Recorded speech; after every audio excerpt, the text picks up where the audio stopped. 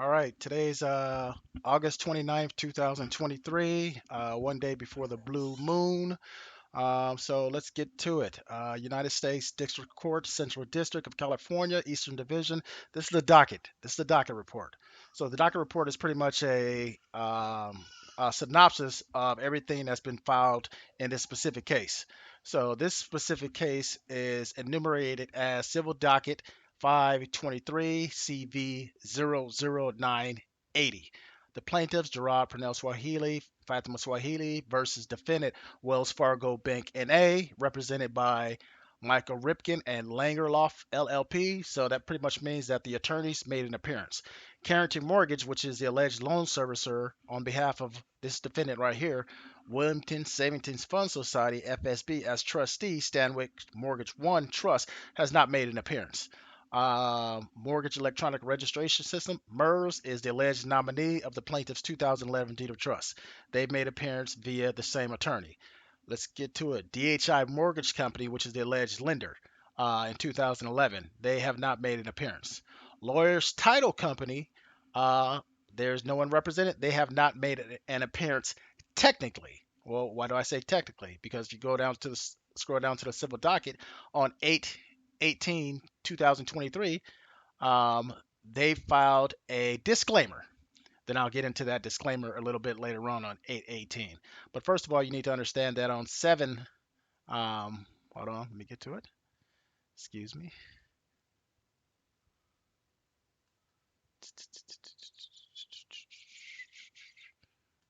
Where is the FAC at? Oh, proof of service filed. Oh, FAC 23, my fault. The first amended complaint was 7/10, 2023. That's an important date. The reason why that's an important date because the defendant had 30 days, according to the district judge, to make an appearance, and neither of them made an appearance, but they did file that disclaimer 10 days after the fact. But yet there's no attorney listed on record, so therefore they have not officially made an appearance. All right. Oh, before we go, let's get to it. All right, so let's get to the complaint.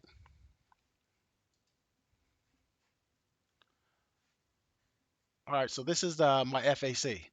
I have 8 claims here, 9 claims actually: fraud, misrepresentation, fraud, concealment, violation of California Civil Code 3412. If you don't know what that is, you should know. That means cancellation of instrument. So that means that the plaintiffs wish to cancel how many?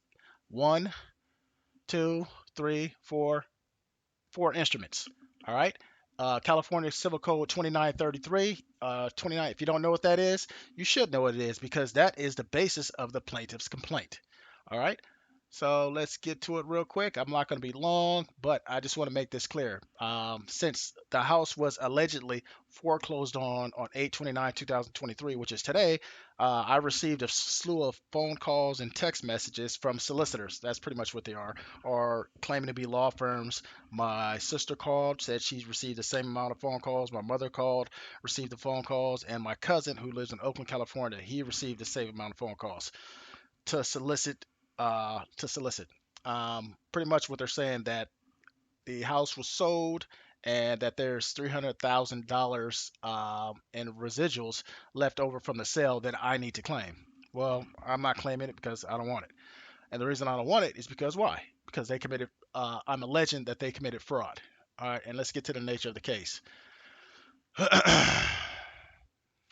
um, let's go right here, line 18. All right, the crux of the plaintiff's claim hinge on the evidence that the 2012 self-assignment request for judicial notice 1 by Wells Fargo Bank NA of the beneficial interest of the 2011 deed of trust is defective, invalid, false, forged, fraudulent, and void of the requisite power of attorney as required by pursuant to 2933, and void of the grant authority by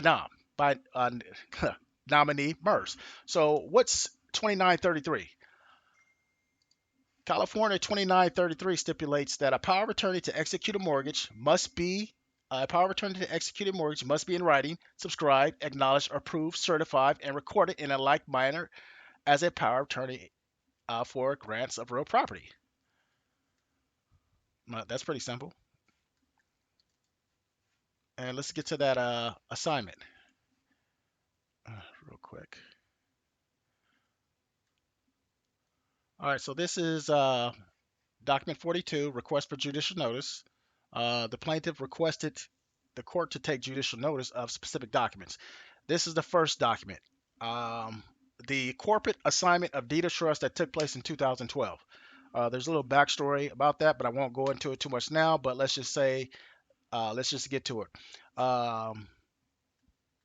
What a corporate assignment of a deed of trust does, it allegedly assigns the beneficial interest that you hold in your deed of trust to a third party who wasn't necessarily a contracting party to your deed of trust. So the deed of trust and the mortgage are two separate entities. All right, they're not the same entity. Though most people misconstrue them and believe that they are, they're not the same entity. All right, and in my book, let me see if I can get to it real quick. I'll have to show you where it's at in a few. All right. So pretty much anytime there's an assignment of the beneficial interest of a deed of trust or assignment of a mortgage, that needs to be a power of attorney. So looking at this document, when facially read, mortgage electronic registration system as nominee for mortgage company limited liability partnership, its successors assigns on 810. 810 what? And witness whereof this instrument is executed.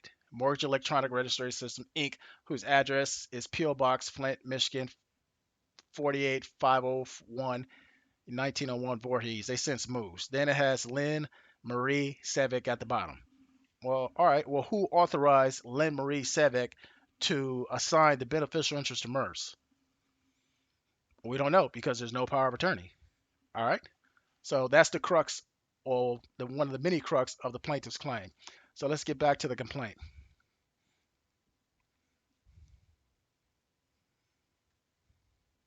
We'll skip all these and we'll go here. All right. So the alleged foreclosure was took place today. And this is Claim 8. Pursuant to California Civil Code 3412, the plaintiff alleges that the fraudulent 2012 assignment document number 2021 0264133 from Wells Fargo Bank NA to Williams Savings Fund Society as trustee Stanwyck is void due to fraud, as Wells Fargo Bank NA never possessed a beneficial interest under the 2011 deed of trust to assign to the defendant. On April 28, 2021, Wells Fargo Bank and A intentionally utilized the 2012 assignment with no power of attorney to fraudulently assign the beneficial interest in the plaintiff's 2011 deed of trust to Williams Savings Fund Society. Carrington Mortgage Services LLC, acting as a listed loan server, created a mortgage account with the intent to subject the plaintiffs to the alleged debt. The plaintiffs alleged that Wells Fargo Bank N.A.'s authority to assign the beneficial interest under the plaintiff's 2011 deed of trust is contingent on the void 2012 assignment, which is facially devoid of the power of attorney. It is alleged that the aforementioned defendant, Wells Fargo Bank, never possessed the beneficial interest or legal title to the plaintiff's property to assign to the defendant. Period. Or what does case law say? An assignment by a party that never possessed legal title to properly assign is void. That's not my opinion. That's just the standard case law. All right. So that's that. Let's go back to this docket. Well, actually, let's go back to this 2012 assignment. Summary of facts. We're not going to get too far into that. Um, Case law about Wells Fargo.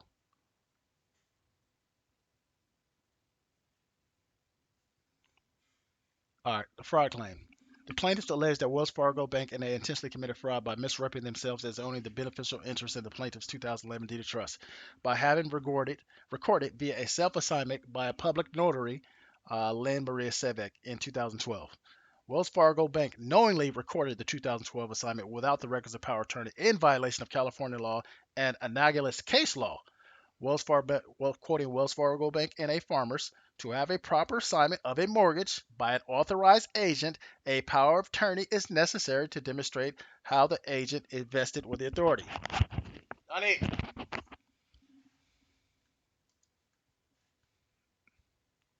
So this today is going to be my first of a series of short videos just to keep you briefed on what's going on. So, no, the plaintiff's house was not foreclosed upon. Their account, they foreclosed on their account specifically. And this, oh, the motion for, because the defendants didn't show up, the plaintiffs issued a entry of default, which was supposed to be filed by the clerk, and a motion of default judgment, which was supposed to be looked at by the district judge. The the entry of default was blocked um, at the clerk. The clerk at docket 44, notice of deficiency, the clerk cannot enter the requested relief as proof of service is lacking the required information. Delivering a copy of the summons complaint to an officer, managing or general agent, or to any other agent authorized by the appointment or by law to receive service or process. The name of the authorized agent must be indicated on the proof of service. Summons and complaint. Well, the summons and complaint, the FAC was right here. First Amendment complaint, lawyer's title, who received service. Well, that's simple. Docket 28, proof of service executed by the plaintiffs and complaint were executed upon Agent Christopher Fair in compliance with federal rule and civil procedures. Well, how was then the complaint deficient if it said in the previous docket listing that it was in compliance with federal rules and civil procedures? All right, well, that might have just been a glitch because the clerk in itself, they are to administrate, so they're prone to making errors at times. So the plaintiff had to do what? In order to correct the error, I had to motion the court for relief pursuant to Federal Rules and Civil Procedure 60. I mean, it things like that happen. The clerk has no authority to make any judicial decisions, so I had to motion the district judge to look at the case, then correct any errors or mishaps that the clerk may have made. So that's where I'm at now. So moving forward, I'll keep you posted on what's been going on with this case and other like cases that I may have been directly and or indirectly a part of. The book, let me see if I can find it.